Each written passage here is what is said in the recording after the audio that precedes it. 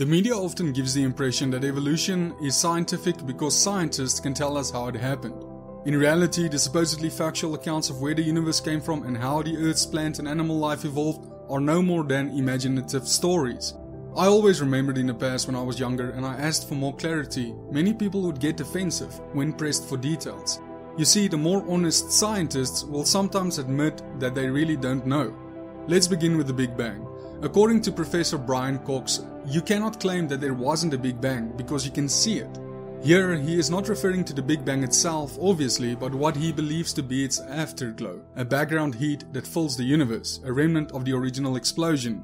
What he doesn't let on, however, is that this afterglow, known as the cosmic microwave background or CMB, is also a major problem for the theory. Explosions result in chaos. But the cosmic microwave background is extremely smooth and even across the universe, the very opposite of what we would expect. Usually, a problem of this magnitude will cause people to doubt the theory and look for an alternative explanation, but not so. Some secular cosmologists came up with a solution which they called inflation. Their calculations indicated that the problem would go away if the expansion in the early stage was sped up, well, actually sped up quite a lot. One of the early pioneers of inflation theory was Paul Steinhardt. Having worked on this for over 20 years, he admitted that it really has no scientific basis, relying on convenient and unprovable assumptions. Secular cosmologists have clearly not solved the problem, and the Big Bang theory is still just as much a product of storytelling as it always have been.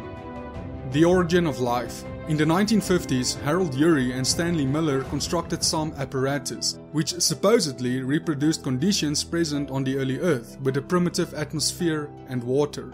Using sparks to simulate lightning strikes, they produced amino acids, some of the building blocks needed for life. According to the BBC, the Miller-Urey experiment supported the theory of a primordial soup.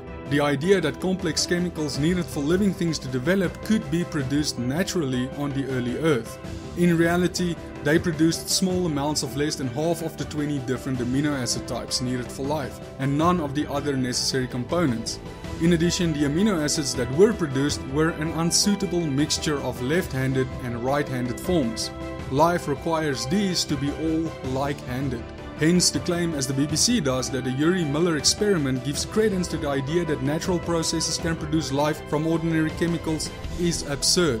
It's like arguing that since natural processes might produce brick-like slabs, complex buildings with modern kitchens, fridges, microwave ovens and air conditioning systems could come into being without an intelligent designer. According to one of the world's leading organic chemists, Professor James Tour says, life requires carbohydrates, nucleic acids, lipids and proteins. What is the chemistry behind their origin? Biologists seem to think that there are well understood prebiotic molecular mechanisms for their synthesis. They have been grossly misinformed. Nobody understands them.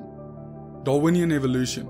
Encyclopedia Britannica tells us Charles Darwin argued that organisms come about by evolution, and he provided a scientific explanation of how evolution occurs. Yet, according to Oxford University's Professor Dennis Noble, all the central assumptions of the modern synthesis, i.e. the neo-Darwinian theory or modern form of the Darwinian theory, have been disproved. Along with a significant number of evolutionists, he is looking for a better theory. The neo-Darwinian process of mutation and selection can explain some examples of organisms changing and how this can enable them to survive better than others. However, as explained by Professor Scott Gilbert, the theory looks at adaptations that concern the survival of the fittest, not the arrival of the fittest.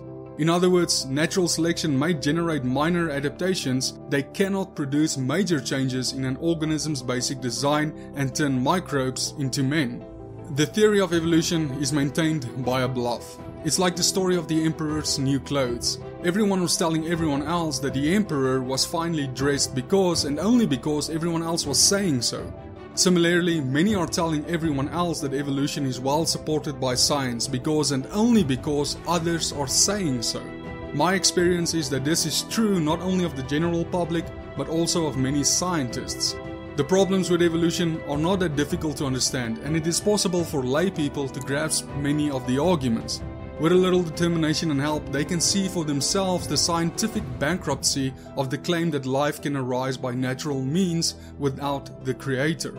To argue that God created life is a positive argument that supports observational experience and is scientific in nature. Everything with information and complexity requires an intelligent designer. This is not a gap-based argument, but is scientifically supported through experience and observation in life. The creation is proof of a creator. To argue atheistically is a material of the gap's fallacy, with no scientific evidence or observations and a whole lot of faith and imagination. Thanks for watching everyone, and may you all have a blessed day.